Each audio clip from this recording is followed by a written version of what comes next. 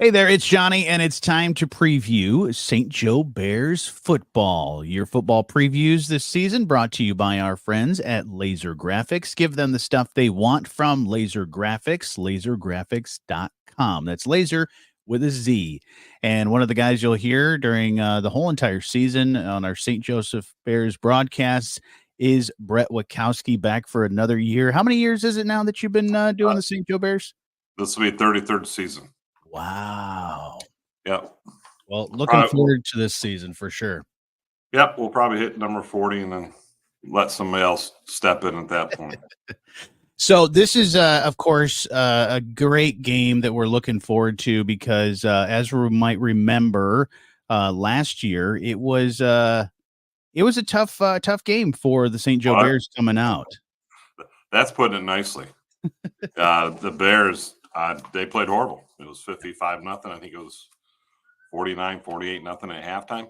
And I mean, when you get those games, it's not one or two plays that make a difference, right? You know, tight games are harder to lose, I've always felt, because it's one play here, one play there. When it's 55-0, you didn't even get off the bus right. And so, you know, the Bears definitely looking to, I hate using the word revenge, but redeem themselves. Yeah. From last year. For sure. When they, and it's tough when you start the season with a tough matchup because, you know, this is that time of year you're getting your feet back into school, you're getting everything back together, you know, you're getting ready for the beginning of the season, and having a tough game like they did last year. Hopefully things turned around during the summer and they really focused on looking at this game, of course, the whole entire season, but this game. What can the St. Joe Bears, and what do you think they'll do differently for this game? Well, I think last year you also have to give a lot of credit to Niles. That was the first time ever they had 10 wins in a season. Their coach has done a great job rebuilding that program. I think Matt Brawley as AD has done a great job. You've seen him pick up in boys basketball to get things turned around on the girls' sports. But I think for St. Joe, you know, the biggest thing for them is returning players. They have 38 returning varsity players to the program from last year. 71 are dressing for varsity. That is also part of the 5-quarter rule. He really tries to use 22 starters, 11 offense, 11 defense. They stuck to that pretty much last season. After that bad first loss, ended up winning 6 out of the last 8 games, made the playoffs. So, you know, I think they have all 11 returning starters on offense. And then on the defensive side, we'll backtrack on the offense. It's Coach Bradley's best offensive line since he's been there. That's great. And so, you know, regardless of what level you play at, and Johnny, you know, you played, it does start up front. Oh, yeah. And if you don't have the guys up front on offense and defense, you're going to have a hard time moving the ball. Right. You know, I think they're going to, Coach Bradley has historically done running back by committee.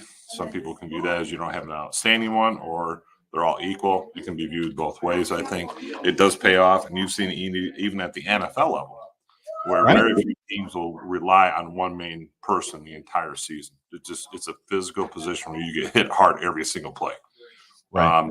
And then you've got Chapman back at quarterback, and from everything anybody's told me, he hit the weight room hard, and has been able to extend that throw. On defense, they've got backtrack. They probably have the biggest kicker in high school football. Ryan Clare is an offensive tackle, 6'5", 6'6", 300 pounds, and he's their punter and kicker. Is he kicking it old school style, or is he kicking? No. He is straight up soccer style kicker.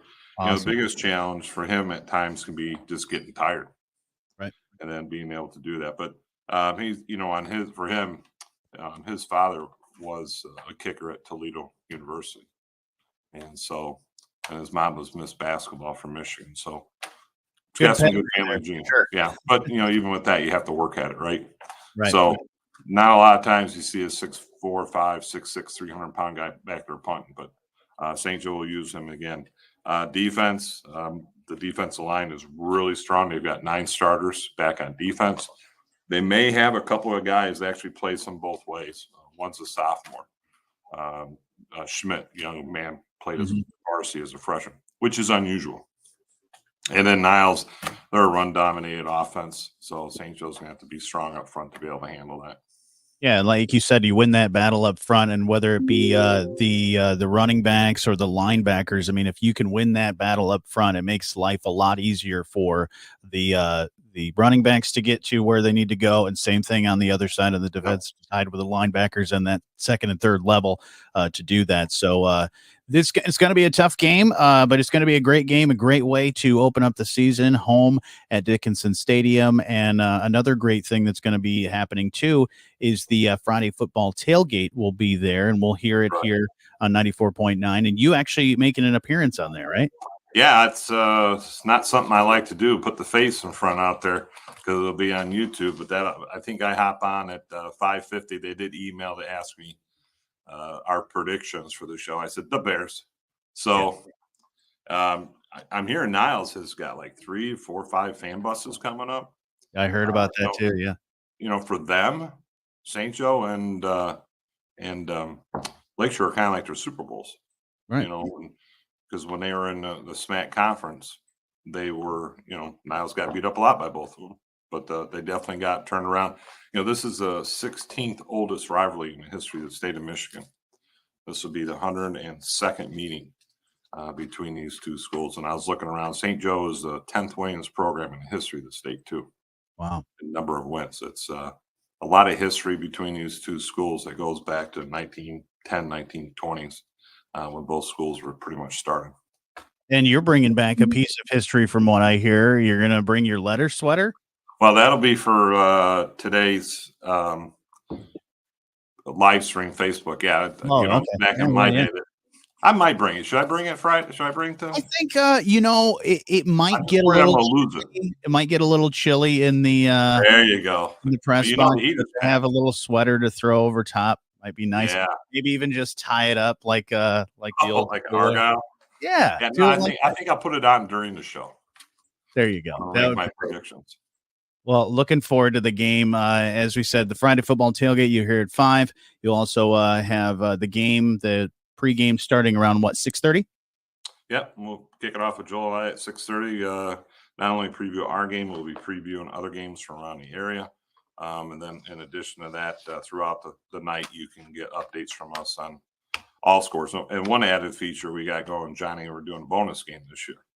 And so Sean Robinson, new news reporter for WSJM, is going to highlight a game outside of St. Joe that he'll be giving live quarter reports.